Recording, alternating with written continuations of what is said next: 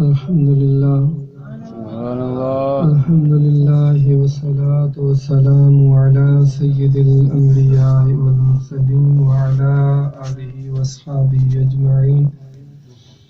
اما بعد فاعوذ باللہ من الشیطان الرجیم بسم اللہ الرحمن الرحیم قال اللہ تبارک وتعالی فی کلام المجید والفرقان الحمید یا ایہا الذین آمنوا اتقوا اللہ وکونوا مع الصادقین صدق اللہ العظیم ان اللہ وملائکتہ یصلون علی النبی یا ایہا الذین آمنوا صلوا علیہ وسلموا تسلیما اللہم صل علی سیدنا ومولانا محمد وعلی آل سیدنا ومولانا محمد وبارک وسلم الصلاة والسلام علیک یا سیدی یا رسول اللہ وعلی آلک واصحابک یا سیدی یا حبیب اللہ الصلاة والسلام علیک یا سیدی یا رسول اللہ وعلی آلک واصحابک یا سیدی یا رحمۃ للعالمین۔ اللہ جل مجدہ کی حمد و ثنا اور کریمہ کا جناب محمد مصطفیٰ صلی اللہ علیہ وسلم آپ کی بارگاہ مقدسہ کے اندر عقیدتاً درود و سلام پڑھنے کے بعد اللہ تعالی جتنی بھی احباب نے اپنی محبتوں کا اظہار کیا حضور کی ذات پہ سلام پڑھ کے اللہ پاک سب کو سلامتی نصیب فرمائے اور اس سلام کی برکت سے اللہ سب کی مشکلات کو آسان فرمائے۔ کل کی جو محفل تھی اس کے اندر میں نے ذکر کیا تھا اہدنا الصراط المستقیم کہ جس میں نماز پڑھنے والا اللہ کے حضور میں یہ مانگتا ہے کہ مولا مجھے سیدھے راستے پر چلا۔ حالانکہ نماز بھی سیدھا راستہ ہے، لیکن اللہ نے فرمایا کہ ان لوگوں کا راستہ کہ جو اللہ کے انعام یافتہ لوگ ہیں، جو اللہ کے محبوب اور صالحین بندے ہیں، ان کے نقش قدم پر اللہ نے چلنے کا حکم دیا۔ تو نماز کے اندر بھی کھڑے ہو کر جن کے لیے ہم دعا کرتے ہیں کہ اے اللہ ہمیں ان کے راستے پر چلنا نصیب فرما، ان کے راستے پر چلنا نصیب فرما، تو اگر قرآن و احادیث سے دیکھیں تو اللہ نے انہیں کتنی بلندیاں عطا کر رکھی ہیں، اتنی عظمتیں اور شانیں عطا کر رکھی ہیں کہ رب کائنات نے قرآن کے اندر یہ اعلان کیا کہ ایمان والو اللہ سے ڈرو اور ان سچے لوگوں کے ساتھ ہو جاؤ۔ اتنی عظمت عطا کر دی، فرمایا کہ صرف ان کے راستے پر نہیں چلنا ہے، ان کی سنگت و صحبت بھی اختیار کرنی ہے تاکہ ان کے صدقے سے اللہ کی رحمتیں تمہیں بھی نصیب ہو جائے۔ اور علامہ رومی رحمۃ اللہ علیہ نے فرمایا کہ یک زمانہ صحبت با اولیاء 80 سالہ عبادت لے رہا کہ انسان اگر اللہ کے نیک بندے کے پاس ایک لمحے کے لیے بیٹھ جاتا ہے تو رب کائنات کے محبوب بندے ہی فرماتے ہیں کہ اس کا ایک لمحہ بیٹھ جانا وہ 100 سال کی بے ریا عبادت سے بہتر اور افضل ہوتا ہے۔ کہ انسان ریاکاری کے بغیر اللہ کی عبادت 100 سال تک کرے تو اتنا مقام اور مرتبہ نہیں ملتا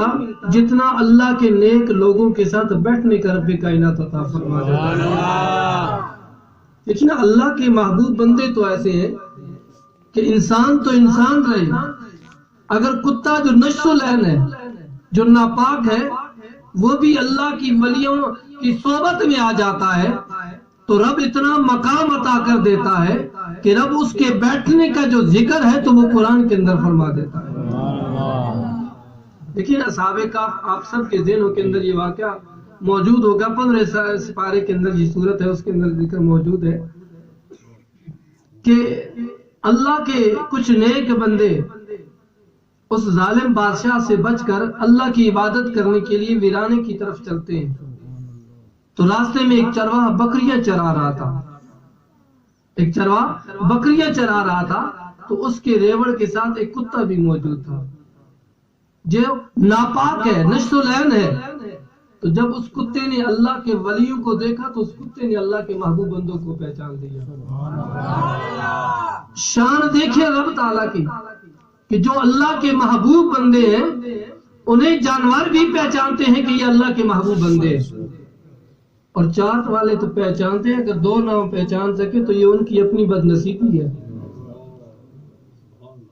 حضرت بشر حافی کے بارے میں آتا ہے کہ جب انہیں مقام اور مرتبہ مل گیا تو جس راستے سے گزرا کرتے تھے، کیونکہ وہ پاؤں میں جوتا نہیں پہنتے تھے، تو جانور اس راستے میں گوبر نہیں کرتے تھے کہ اللہ کے محبوب بندے نے ادھر سے گزرا۔ اور اس کتے نے جب ان اللہ کے نیک بندوں کو پہچان لیا کہ اللہ کے محبوب بندے جا رہے ہیں، اب وہ کتا ان کے ساتھ ہو لیا،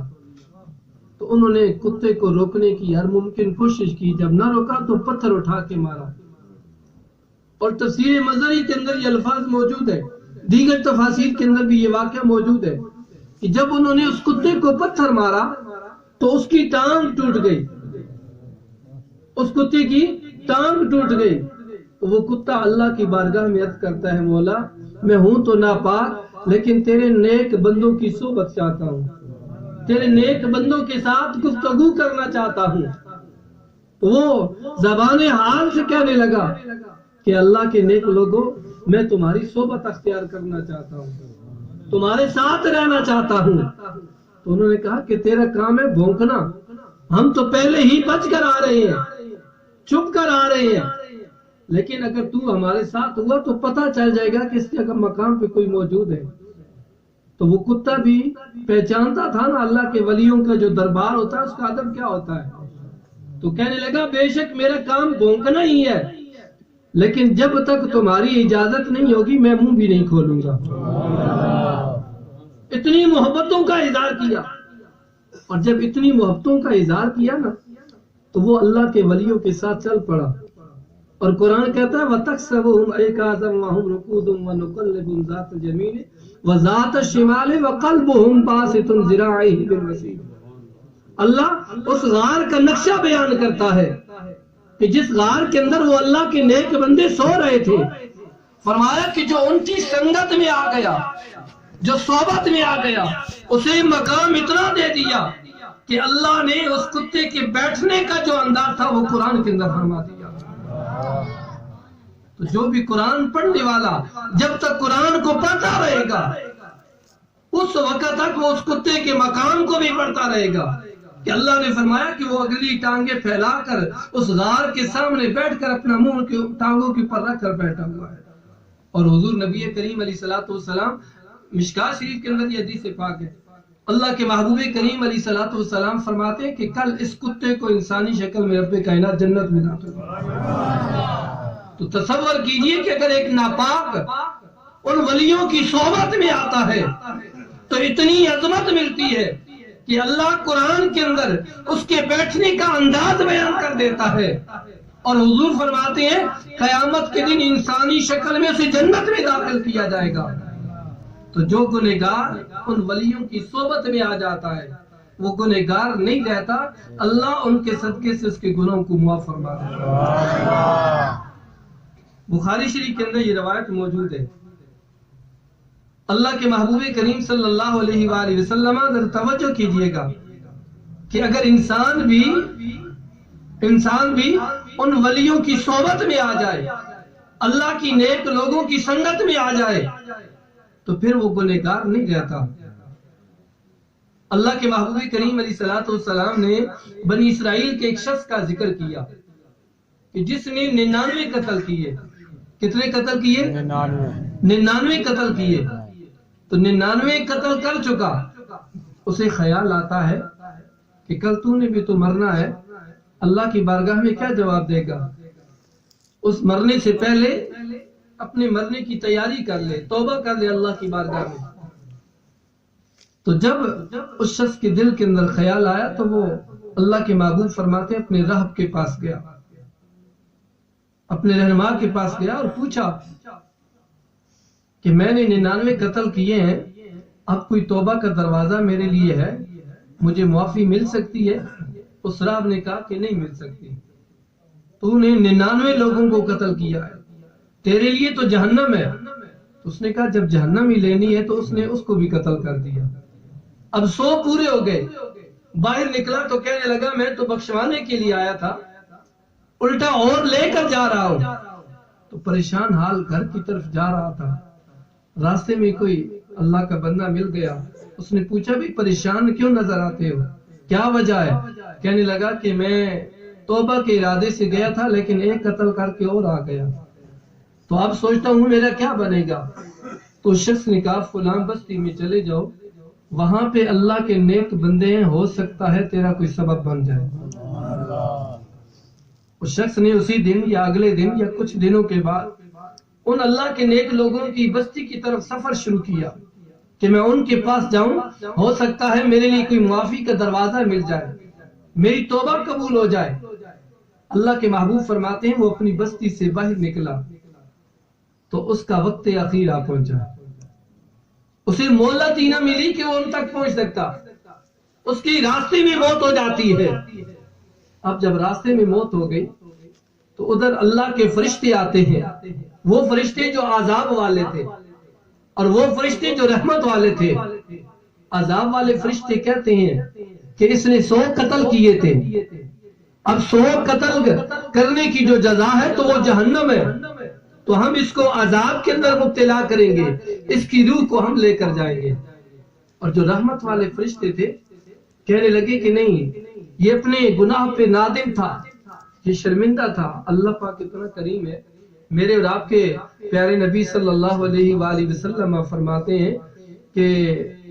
مومن بندہ اس کا آخر وقت آ پہنچے،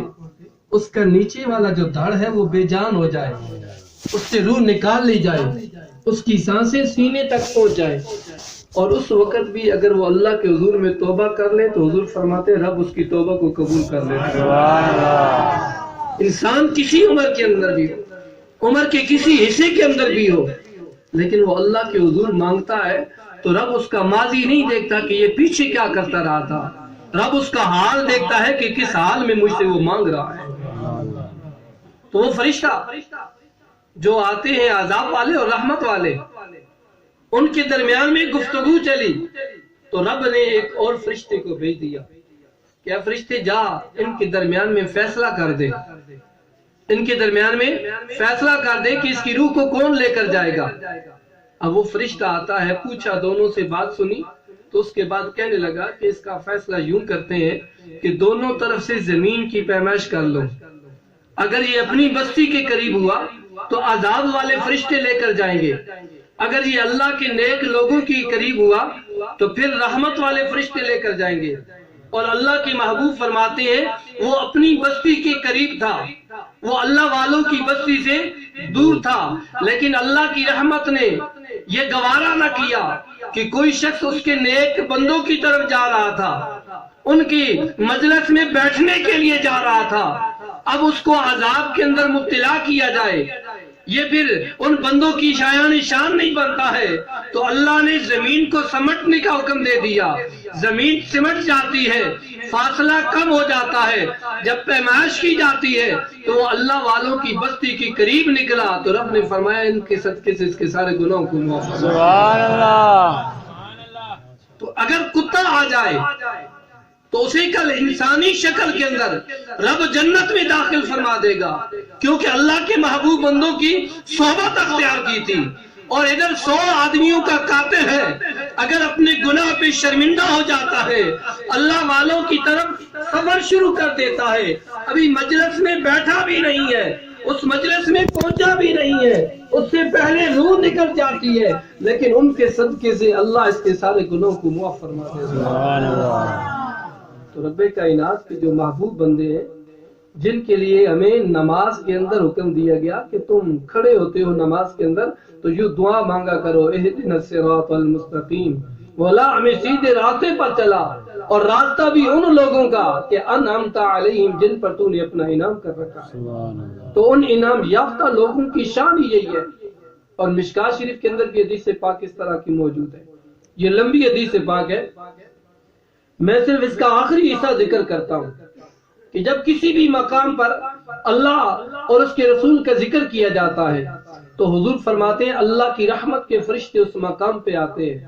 اور دوسرے فرشتوں کو بلاتے ہیں الوموا الی حاجتکم، فرشتوں تمہیں جس چیز کی ضرورت ہے وہ اس مقام پہ موجود ہے۔ تو فرمایا کہ آسمان دنیا تک